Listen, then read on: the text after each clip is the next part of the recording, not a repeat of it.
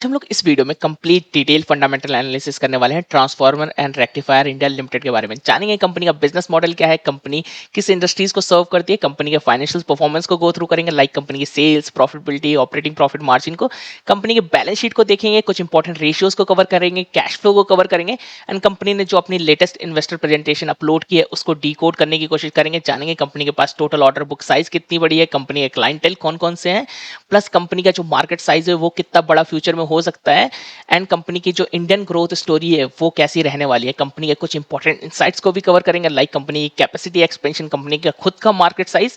तो चलिए स्टार्ट करते हैं। तो हम लोग बात कर रहे हैं transformer and rectifier India limited के बारे में। पहले जान लेते हैं कंपनी का बिजनेस मॉडल क्या है। तो कंपनी ने अबाउट सेक्शन में लिख रखा है, transformer and rectifier India limited is a manufacture of power furnace rectifier transformer, मतलब कंपनी ट्रांसफार्मर बनाती है। तो चलिए थोड़ा डिटेल में पढ़ने की कोशिश करते हैं कि कंपनी कौन कौन से ट्रांसफार्मर बनाती है, कंपनी का प्रोडक्ट पोर्टफोलियो क्या है। तो कंपनी ने यहाँ पे अपडेट कर रखा है, company is one of the prominent player in a transformer and reactor manufacturing in India, मतलब कंपनी क्या है ट्रांसफार्मर एंड रिएक्टर बनाती है। प्रोडक्ट की बात करें तो कंपनी ने इंक्लूड किया single phase power transformer up to 500 MVA to 1200 kV तक के ट्रांसफार्मर्स बनाती है, फर्नेस ट्रांसफार्मर बनाती है, रेक्टिफायर बनाती है, डिस्ट्रीब्यूशन ट्रांसफार्मर बनाती है, स्पेशलिटी ट्रांसफार्मर बनाती है, शंट एंड सीरीज रिएक्टर्स बनाती है, मोबाइल सबस्टेशंस बनाती है, अर्थिंग ट्रांसफार्मर बनाती है और भी जो इन्वर्टर ड्यूटी ट्रांसफार्मर्स है ये सारी चीजें भी कंपनी बनाती है। कहाँ कहाँ ऑपरेट करती है, कंपनी ने मेंशन किया है B2B मतलब बिजनेस टू बिजनेस मॉडल में काम करती है। Catering, power generation, transmission, distribution and industrial sector को अपने प्रोडक्ट मतलब अपने ट्रांसफार्मर्स प्रोवाइड कराती है। कैपेसिटी जो इनकी मैन्युफैक्चरिंग है इसके बारे में हम लोग बाद में बात करेंगे क्योंकि ये पुराना डेटा है, कंपनी ने लेटेस्ट डेटा में दिखा रखा है कि उनकी अभी लेटेस्ट कैपेसिटी कितनी बड़ी हो चुकी है, हम लोग इनसाइट्स में कवर करेंगे। ज्योग्राफिकल स्प्लिट की बात करें तो डोमेस्टिक से 87% बिजनेस आता है, एक्सपोर्ट से कंपनी का 13% का बिजनेस आता है। कंपनी टोटल 40 से ज्यादा देशों में अपने प्रोडक्ट मतलब ट्रांसफार्मर को डिस्ट्रीब्यूट करती है। क्लाइंटेल की बात करें तो power grid, NTPC, Tata power, Torrent power, siemens energy जैसे मार्की क्लाइंट है कंपनी के पास जो इस फील्ड में काम करते हैं। ऑर्डर बुक हम लोग latest order book investor presentation में कवर करेंगे, कंपनी के पास लेटेस्ट ऑर्डर बुक कितने हैं। कंपनी का ऑर्डर बुक मिक्स की बात करें तो 55% यूटिलिटी से आता है, 20% के करीब आसपास ईपीसी कॉन्ट्रैक्ट से आता है, 25% कंपनी बता रही है प्राइवेट प्लेयर्स से आता है। मैन्युफैक्चरिंग फैसिलिटी भी हम लोग कवर कर लेंगे कंपनी के इनसाइट में। तो चलिए हम लोग कवर करते हैं कंपनी के प्रेजेंटेशन एंड देखते हैं कंपनी ने वहां पे क्या इंपॉर्टेंट चीजें मेंशन कर रखी है। तो हम लोग आ गए हैं कंपनी के प्रेजेंटेशन पे। तो ये लेटेस्ट प्रेजेंटेशन है Q1 FY27 जो कंपनी ने इसी साल निकाली है, इसी क्वार्टर में निकाली है। तो चलिए देखते हैं कंपनी ने यहाँ पे क्या क्या इंपॉर्टेंट चीजें अपने बारे में मेंशन कर रखी है। तो अगर यहाँ पे आप देखो तो कंपनी बता रही है ऑर्डर इनफ्लो जो Q1 में आया इटसेल्फ वो 2000 करोड़ का ऑर्डर कंपनी को सिर्फ Q1 में मिला है।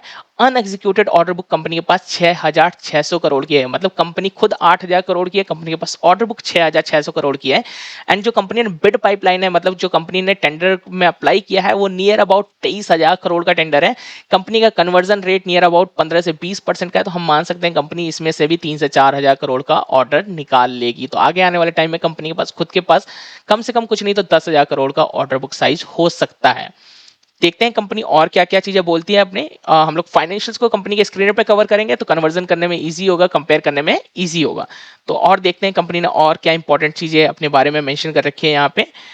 तो अगर हम लोग डिटेल में देखते हैं तो कंपनी ने यहाँ पे ग्लोबल ट्रांसफार्मर मार्केट के बारे में बात कर रखा है, मतलब कि ट्रांसफार्मर की मार्केट डिमांड कहाँ से आ रही है। तो grid expansion like grid modernisation से एंड एनर्जी ट्रांजिशन से आ रही है।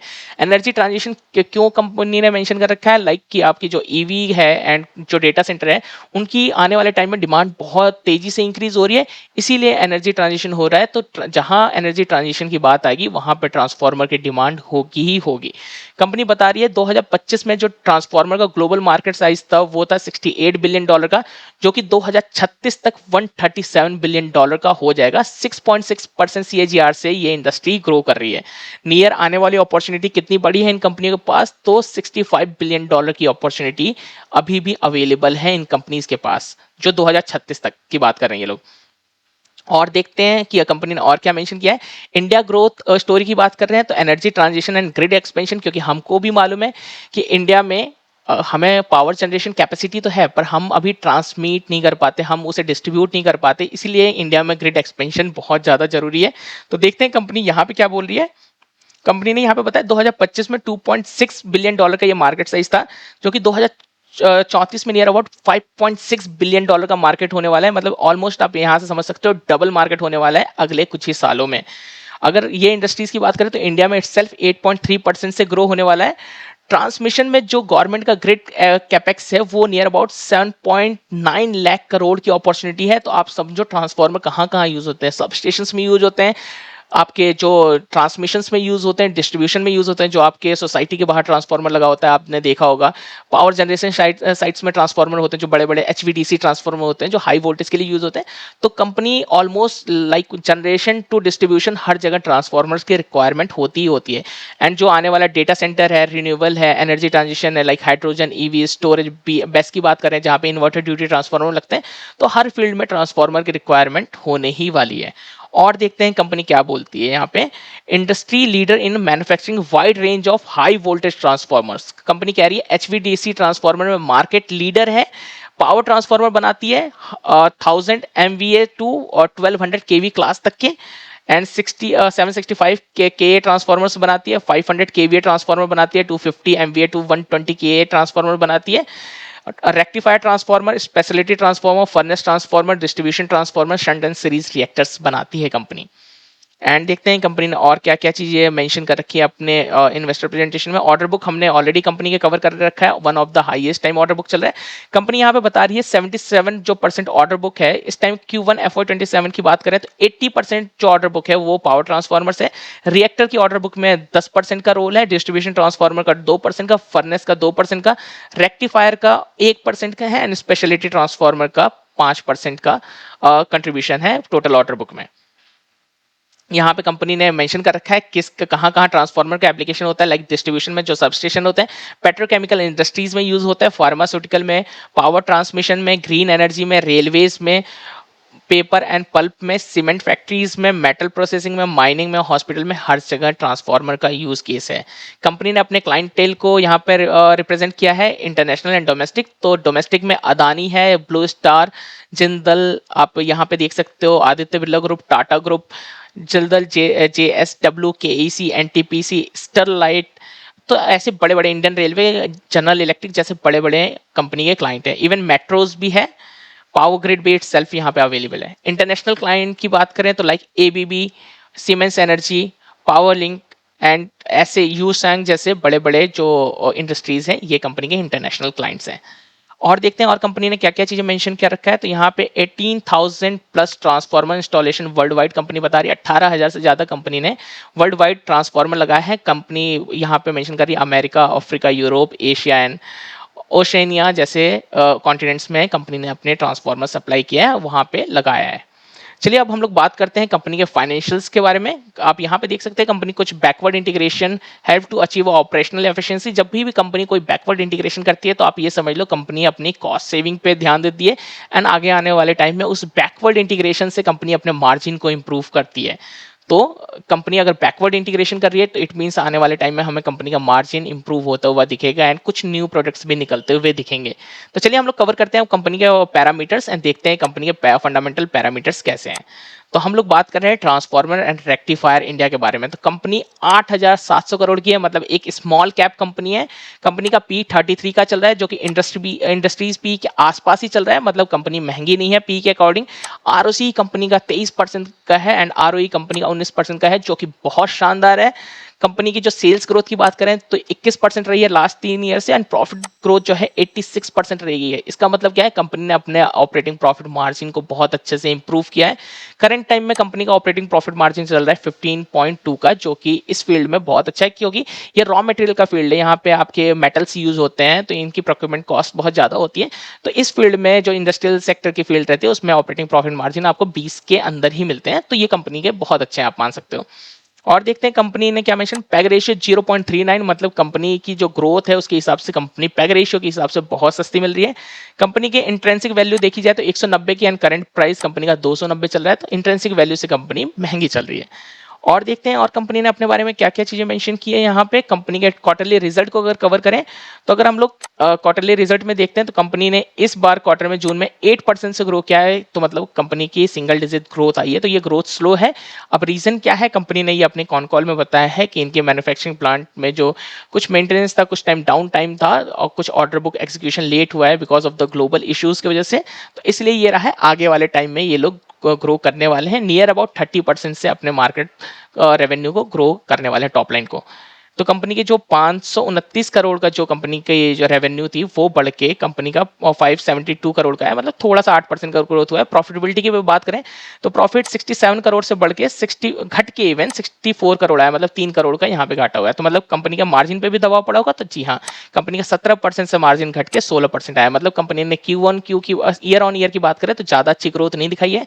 चलिए अब हम लोग देखते हैं कंपनी पहले के टाइम से कैसा परफॉर्म करते हुए आ रही है।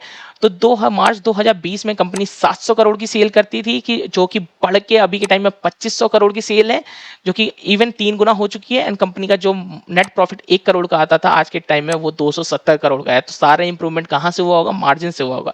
जो कि 7% का कंपनी का मार्जिन हुआ करता था, आज के टाइम में वो 15% का मार्जिन कैटर करती है। तो इट मींस कंपनी ने अपने बिजनेस को भी ग्रो करा है। कंपनी के जो मार्केट क्लाइंट है, जो प्राइवेट प्लेयर है, उनसे डिमांड कंपनी के पास अच्छी खासी आई है, रॉ मटेरियल कॉस्ट भी हाई हुई है, तो उसकी वजह से कंपनी ने अपने मार्जिन का बेनिफिट भी उठाया है। और देखते हैं और कंपनी ने क्या क्या चीजें मेंशन की है। यहाँ पे कंपनी ने बैलेंस शीट को बताया कि 30 करोड़ की कंपनी के पास इक्विटी कैपिटल है, ऑलमोस्ट 1500 करोड़ का कंपनी के पास रिजर्व है, सिर्फ 400 करोड़ के रिजर्व के सामने बोरिंग है, मतलब debt to equity ratio under 1 है, अंडर 0.5 भी बोल सकते हो आप, उसके भी अंडर है। तो मतलब ये कंपनी डेट टू इक्विटी में बहुत बैलेंस्ड है, कोई रिस्क यहाँ पे अभी डेट की वजह से तो नहीं आने वाला। कैश फ्लो की बात करें तो कंपनी का नेट कैश फ्लो 3 करोड़ का है, एंड जो फ्री कैश फ्लो है -215 करोड़ का है, मतलब कंपनी कुछ कैपेसिटी एक्सपेंशन, कुछ फिक्स प्रोडक्ट खरीदने में पैसा कंपनी का जा रहा होगा। आगे बात करते हैं कंपनी के रेशियो के बारे में। तो कंपनी का कैश कन्वर्जन साइकिल 94 से बढ़ के 199 का हुआ है, जो कि एक कंसर्निंग बात है। चेक करना पड़ेगा कि कैश कन्वर्जन साइकिल क्यों इतना ज्यादा अचानक से इंक्रीज हुआ। एंड कंपनी का जो वर्किंग डे 34 का था वो बढ़ के 102 का हो गया, ये भी 100 के नीचे रहना चाहिए था। एंड 34 से 102 होना ये सही नहीं है, शायद इसीलिए मार्केट ने इस चीज को निगेटिवली लिया है एंड स्टॉक प्राइस अचानक से डंप हुआ है। कंपनी के आरओसी की बात करें, जो 15 का आरओसी था वो 28 का हुआ, अभी के टाइम में 23 का चल रहा है। तो आगे आने टाइम में अगर कंपनी अपने रेवेन्यू को, जैसा कंपनी ने गाइड किया है कि 30% से ग्रो करेगी, तो प्रॉफिटेबिलिटी भी वैसे ही इंक्रीज होगी। एंड अगर प्रॉफिटेबिलिटी अच्छी इंक्रीज होती है तो आरओसी आगे आने वाले टाइम में कंपनी के बढ़ती हुई आपको दिखेगी। कंपनी के प्रोडक्शन वॉल्यूम की बात करें तो 33,700 का प्रोडक्शन वॉल्यूम है। अनएग्जीक्यूटेड ऑर्डर बुक ये पुराना है, हमने देख लिया है। कंपनी का 6,600 करोड़ का है। कंपनी की इंस्टॉल कैपेसिटी की बात करें तो जो कि वहां पे आप देख रहे थे 33